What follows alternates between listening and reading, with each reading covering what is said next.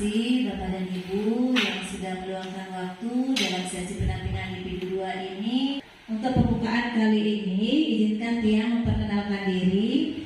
Nama Tiang mungkin sudah banyak yang mengenal Tiang karena kita satu kecamatan seperti itu. Mungkin sudah banyak yang melihat Tiang pada saat ada event-event, misalnya ada rapat atau apapun itu, pasti Bapak Ibu sudah pernah melihat saya sebagai MC di depan seperti itu.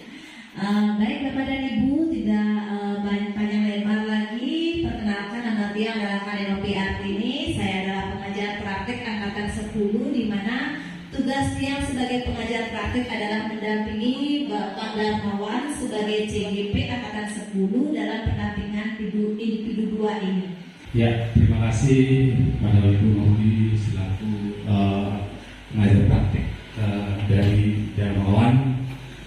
Jadi mohon maaf, kali ini saya menerima mandat dari kepala sekolah untuk mewakili beliau karena ada suatu tugas yang tidak bisa ditinggalkan. Bu, mohon maaf ini.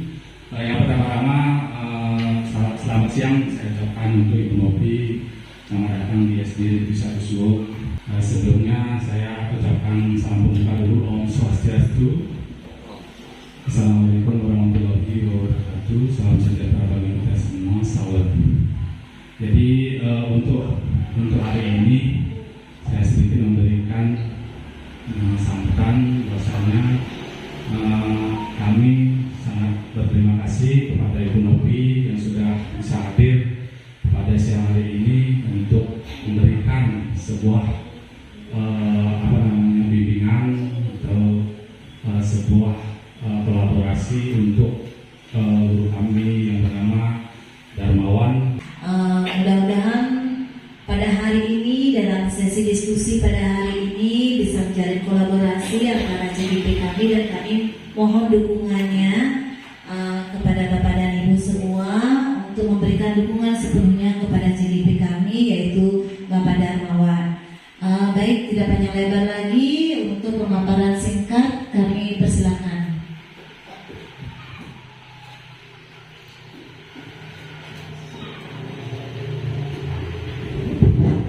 Om Swastiastu, Assalamualaikum warahmatullahi wabarakatuh. Salam sejahtera, salam budaya, salam bahagia, salam guru penggerak. Baik Bapak Ibu guru, terima kasih Ibu DP sudah hadir pada hari ini dalam kesempatan yang berbahagia. Semoga apa yang saya sampaikan nanti bersama teman-teman dalam kegiatan diskusi bisa berjalan lancar. Nah kemudian Pak Rame yang mewakili kepala sekolah, saya ucapkan juga terima kasih. Diskusi tentang visi dan prakarsa perubahan. Ya, jadi materi ini saya dapatkan di modul 1.3 dalam pendidikan program guru penggerak. Sekarang di sini saya ingin menyampaikan bagaimana pembuatan visi dan prakarsa perubahan yang sudah saya dapatkan. Bapak Ibu, tujuan diskusi pada siang kali ini itu yang pertama adalah peserta dapat menilai kesesuaian visi sekolah dengan tujuan pendidikan yang berpusat kepada murid. Yang kedua, Bapak Ibu nanti dapat menilai kesesuaian visi sekolah dengan impian dan cita-cita murid yang Bapak Ibu guru harapkan di kelas. Ya. Kemudian yang ketiga, peserta dapat menentukan program apa saja yang dapat mendorong terwujudnya visi dengan prakarsa perubahan yang telah disepakati bersama. Jadi nanti ini kita setelah visi Bapak Ibu, terutama di kelas kita masing-masing, apakah sesuai dengan visi sekolah yang sudah ada. Selanjutnya Bapak Ibu ini pedoman dalam pembuatan visi. Jadi visi yang baik itu seperti apa? Visi yang baik itu dibuat dengan sepenuh hati. Jadi benar-benar sepenuh hati. Bagaimana impian dan cita-cita Bapak Ibu terhadap murid Bapak Ibu semua ke depan, 5-10 tahun ke depan lah. Ya, saya mendambakan apa sih murid saya di kelas saya sendiri. Itu. Jadi dibuat dengan sepenuh hati nanti. Kemudian yang kedua, berpihak kepada murid. Kemudian yang ketiga, menyemangati dan menggerakkan hati. Jadi visi yang kita buat itu benar-benar bikin kita ketika kita baca itu benar-benar akan menyemangati kita dan bisa menggerakkan kita. Yang terakhir adalah berdimensi profil pelajar Pancasila. Kenapa? Karena memang kurikulum kita sudah kurikulum merdeka. Tujuan pendidikan nasional, bagaimana siswa-siswa kita nanti ke depan itu dimensi profil pelajar Pancasila. Ya, target dari tujuan pendidikan nasional.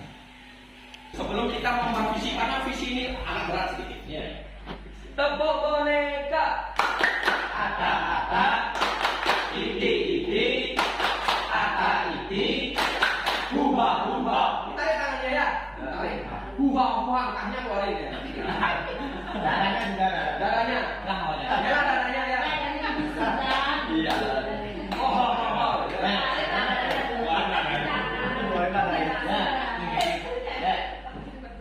Tepuk boneka, ata-ata, ide-ide, ata-ide, hubah-hubah.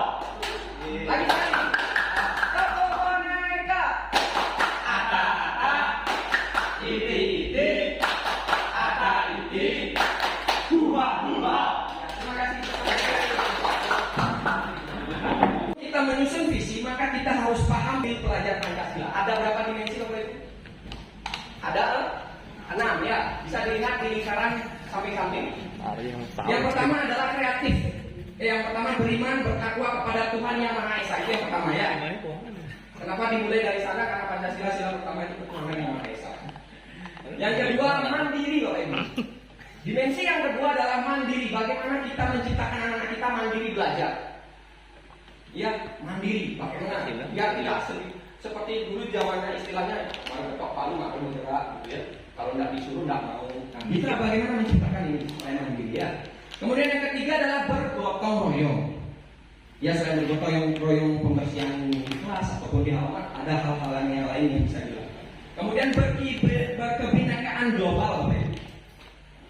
Kemudian bernalar kritis dan yang terakhir adalah kreatif. Pada dimensi beriman bertakwa kepada Tuhan Yang Maha Esa, di sebelah sana itu ada elemennya Bapak Ibu. Elemen pada beriman bertakwa kepada Tuhan itu yang pertama ada akhlak beragama, akhlak pribadi, akhlak kepada manusia, akhlak kepada alam, dan akhlak kepada bernegara. Ya. Kemudian mandiri. Mandiri itu elemennya adalah kesadaran akan diri dan situasi. Anak-anak itu sadar dengan dirinya dan situasinya dia tempat berada ya. Kemudian regulasi diri. Kemudian bergotong royong itu ada 3 cara, yaitu dengan kolaborasi, dengan kepedulian, dengan berbagi. Selanjutnya adalah berkebinekaan global Bapak Ibu. Jadi di sini siswa bagaimana mengenal dan menghargai budaya. Kemudian komunikasi dan interaksi antar budaya. Dan yang terakhir adalah refleksi dan tanggung jawab, berkeadilan sosial. Selanjutnya berpikir kritis. Nah, ini memperoleh dan proses informasi, analisis dan evaluasi penalaran, serta refleksi dan evaluasi. Yang terakhir adalah kreatif, yaitu gagasan orisinal, karya orisinal, keleluasan berpikir. Nah, itu Bapak Ibu dimensi dan elemen dari profil pelajar Pancasila. Nah, Bapak Ibu, sekarang saya akan bagikan karena kita akan sesinya adalah menyusun kalimat rumpang ya dalam pembuatan visi di kelasnya Bapak Ibu. Terhadap muridnya itu jangan ke semua murid kelas yang lain. Muridnya itu saja nih ya. Kalimat rumpang cita-cita untuk murid. Ya, saya akan bagikan dulu.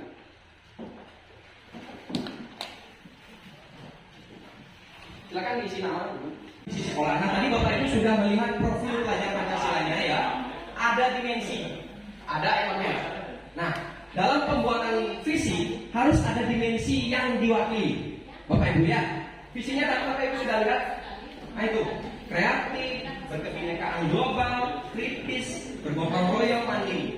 Kira-kira potensi kita di dimensi mana yang akan kita utamakan? Terutama di kelasnya Ibu, kelas 1 sama kelas 7 kan berbeda ya. Pasti kemampuan untuk yang mana yang memungkinkan dan elemennya apa. Kalau Ibu milih mandiri, maka yang mana elemennya yang dipakai? Pertama, kalimat rumpang yang pertama adalah kita memimpikan murid-murid yang titik-titik. Nah itu. Clue-nya seperti ini contoh ya. Ini clue.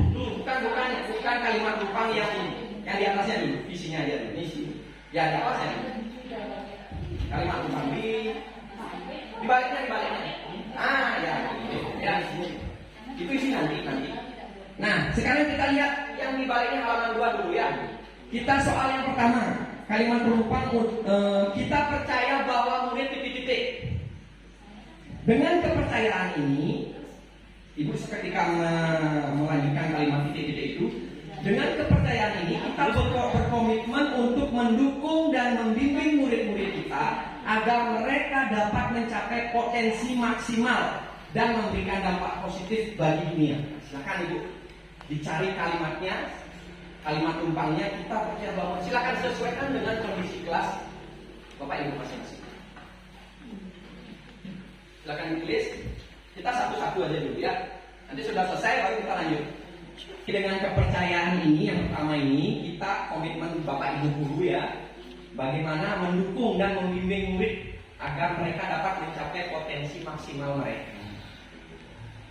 Karena setiap anak pasti punya potensi dan bakatnya masing-masing. Nah, itulah yang harus kita bimbing dan kita dukung. Kira-kira apa potensi yang dimiliki murid di kelasnya Bapak Ibu sendiri? Itu yang nanti akan dijadikan kita susun bareng-bareng.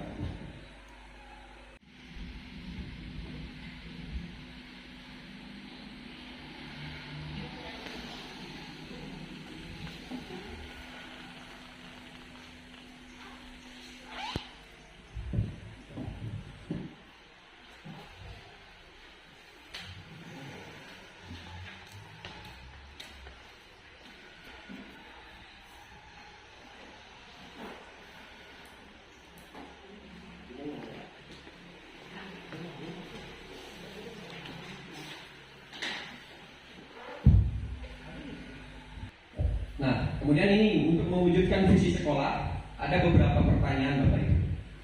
Ya, apa inisiatif perubahan yang dapat dilakukan bersama untuk mencapai visi sekolah? Nah, karena kita sudah membuat kalimat tumpang masing-masing ya, nanti kita rumuskan bersama-sama, kita diskusikan bersama-sama sehingga menjadi sebuah visi Ibu ya, visi bersama yang kita sepakati menjadi sebuah visi pembelajaran kita di kelas. Jadi, seperti itu. Nanti ketika visi sudah jadi, nanti kita tulis di sini. Kita bersama-sama sepakati tulis di sini. Kemudian bagaimana mewujudkan visi sekolah? Caranya adalah dengan prakarsa perubahan. Ya nanti ada yang namanya dengan menggunakan bagja, pendekatan bagja ya. Jadi ada nanti setelah ini. Nah sekarang kita rumuskan bareng-bareng ya. Sebenarnya saya punya kertas itu yang rencananya saya bagi. Kan Bapak Ibu sudah menuliskan ya. Ada 6 kalimat tumpang, ya 6 kalimat tumpang ya. Saya bagi papannya dulu. Kalimat tumpang 1, 2, 3,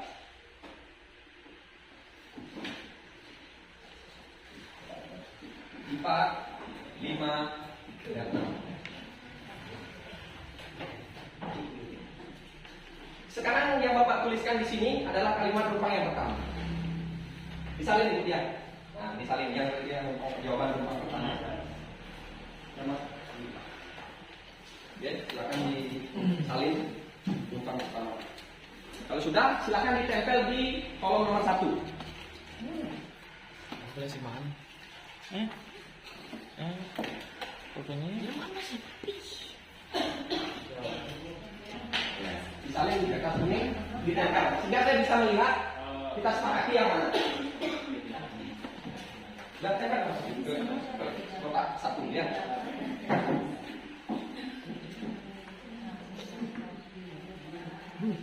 Sampai kemudian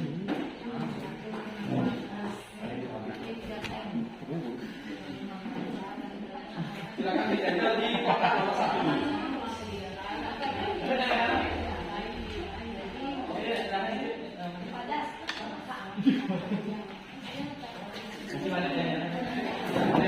dari saya Sesuai dengan yang ditentukan.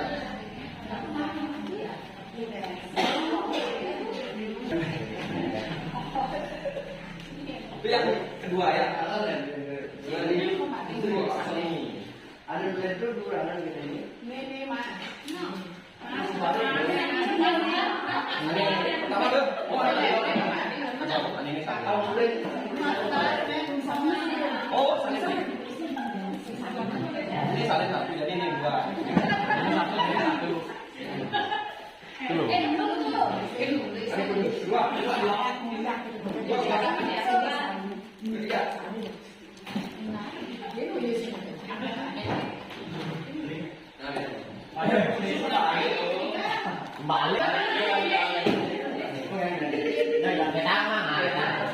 Kita mau pada pak lah.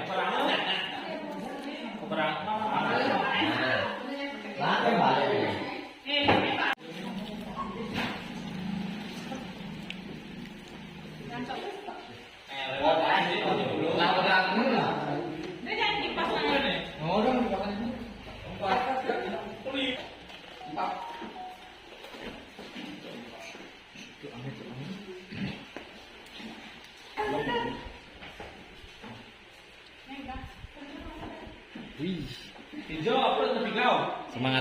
semangatnya juragan kunjungnya. Hijau ketiga. Hijau ketiga. Oh iya.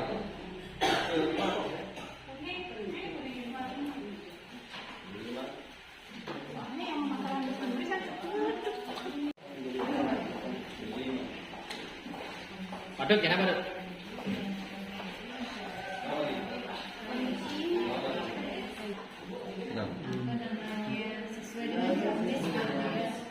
Nih, di mana?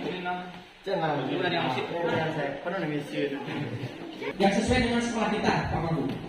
Kalau menurut Pak Magu sendiri yang mana? Silakan Pak Magu.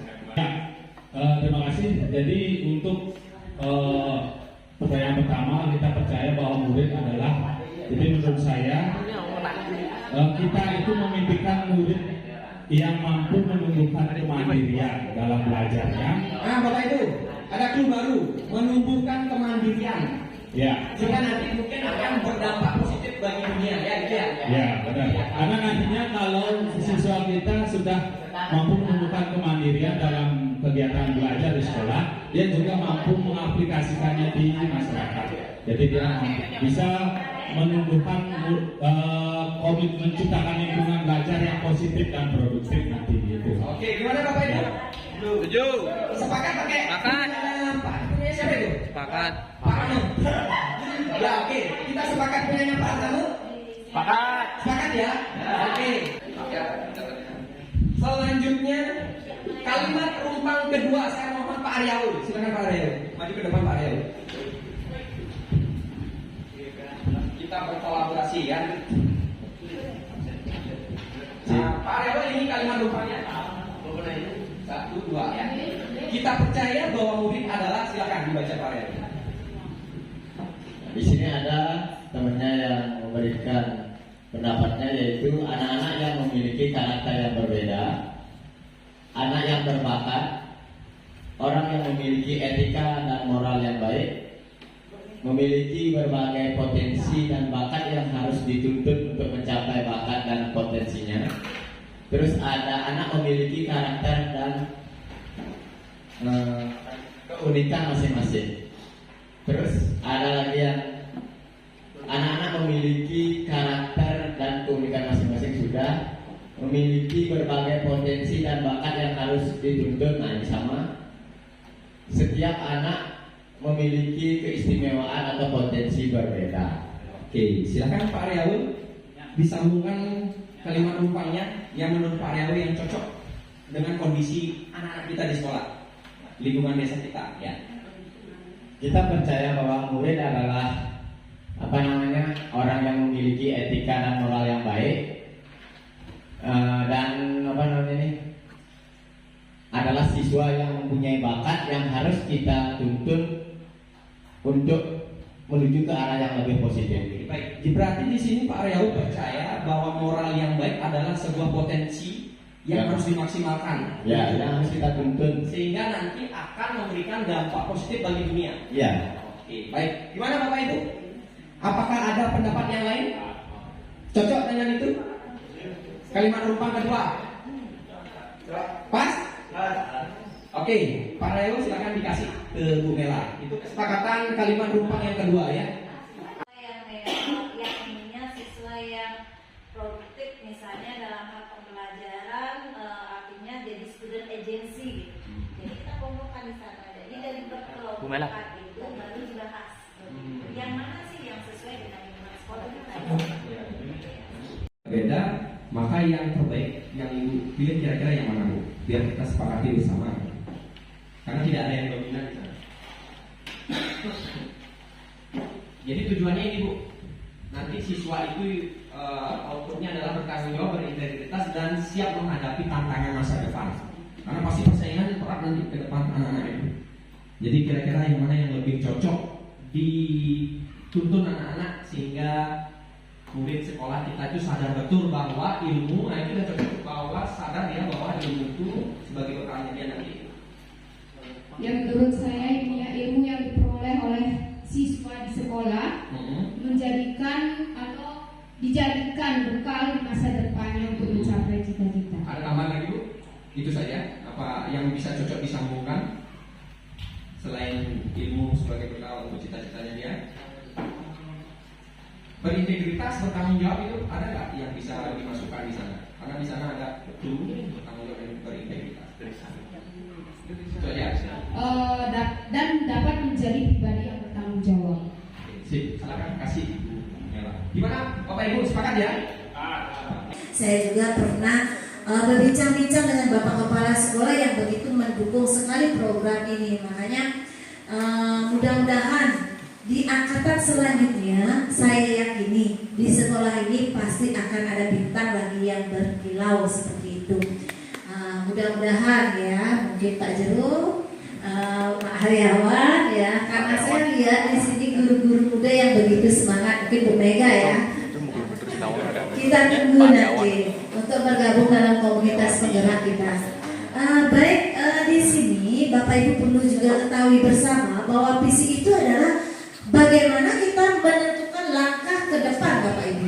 Jadi dengan rangkaian-rangkaian kata yang singkat dan jelas, bagaimana Bapak Ibu nantinya akan menentukan langkah ke depan untuk apa? Untuk siswa kita seperti itu. Jadi di sini saya ingin juga bertanya sedikit, mengapa sih guru itu harus memiliki visi?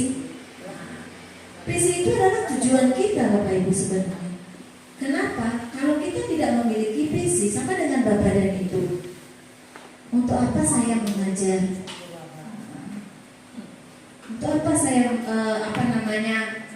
memiliki visi untuk di kelas? Untuk apa? Tujuannya saya siswanya agar seperti apa? Pasti Bapak dan Ibu punya cita-cita seperti itu. Jadi dalam diskusi tadi saya lihat hidup sekali ya diskusi tadi saya lihat, karena banyaknya pendapat dari Bapak dan Ibu yang sangat-sangat luar biasa sekali nyambung dengan paparan Pak Darmawan ya. Makanya saya sampai bengong melihat, oh begitu hidup berarti memang luar biasa sekali Bapak Kepala Sekolah kita di sini dalam memimpin sehingga rekan-rekan semua dalam satu ekosistem ini sangat luar biasa sekali saling mendukung. Jadi ada kaitannya dengan tadi terwujudnya generasi pelajar yang mandiri, generasi pelajar. Jadi kalau diambil kata pelajar di sini itu kan umum ya pada istilahnya. Kalau kita kan di sekolah dasar, ini juga nanti akan menjadi visi dari Pak Darmawan sendiri kan sebagai guru penggerak, karena kita di sini adalah mencari visi dari guru penggerak itu sendiri. Jadi terwujudnya generasi pelajar. Pelajar itu kan secara umum ya Pak Darmawan ya. Yang mandiri, kreatif, oke, sudah masuk ke 6 pilar dimensi profil pelajar Pancasila, yang mana saya juga tadi mendengar bahwa memang yang dicita-citakan dari Bapak dan Ibu adalah siswa yang mandiri, karena saya juga dengar tadi kalau tidak diketok palingnya tidak akan jalan seperti itu ya. Terus kreatif, jadi kreatif yang di sini dimunculkan itu adalah kreatif. Mengapa kreatif? Saya juga dengar tadi pada Darmawan sama rekan-rekan yang lain berdiskusi, karena dalam mengerjakan P5 aksi-aksi ataupun kreativitas dari anak-anak itu belum muncul seperti itu. Tadi juga sempat ada yang nyeletuk bagaimana kalau bernalar kritis ya, bernalar kritis. Itu sebenarnya bagus bernalar kritis. Bernalar kritis itu bagaimana dia menggali informasi yang didapat sehingga informasi yang didapat menjadilah inovasi ya, menjadi inovasi, menjadilah berbagai perubahan ya, seperti itu. Dan di sini juga Bapak Ibu perlu ketahui untuk menentukan pembelajar sepanjang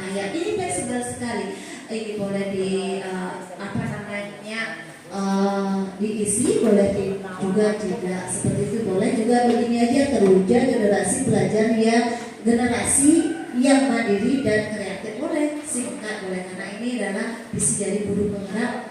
Dan boleh juga diisi untuk menumbuhkan, karena cita-cita Bapak itu adalah pembelajar serta Belajar Dewantara Bapak Ibu.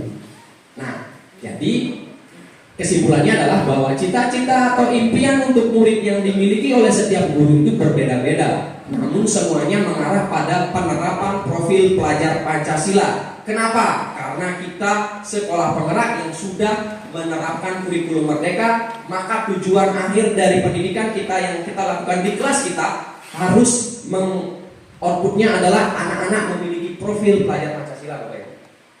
Itu yang pertama. Yang kedua adalah, oleh karena itu cita-cita atau impian tersebut yang kemudian kita rumuskan sebagai visi sekolah harus selalu konsisten dan kontinu dalam penerapannya. Jadi tidak setengah-setengah, sekali belus gitu loh. Kita sepakat mandiri kreatif, PR kita nih 5 tahun lagi anak-anak sudah bisa belajar mandiri, ngaktifin Chromebook sendiri, masang LCD layar sendiri. Bisa dia ngakses YouTube dengan clue belajar apa, umpamanya fotosintesis, dia bisa mencari sendiri. Kita hanya menuntun dia. Harapan saya, Bapak Ibu guru menuntun, bukan lagi teacher center. Gitu. Saya mau sekolah kita nanti seperti itu ke depannya. Ya.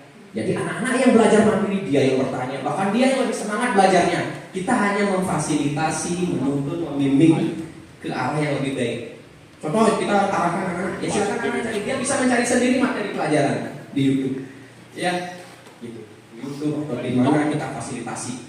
Tapi tetap kita awasi, karena kalau tidak diawasi maka sesuai dengan filosofi akan terjadi kecelakaan. YouTube kalau tidak digunakan dengan baik akan berdampak tidak baik juga.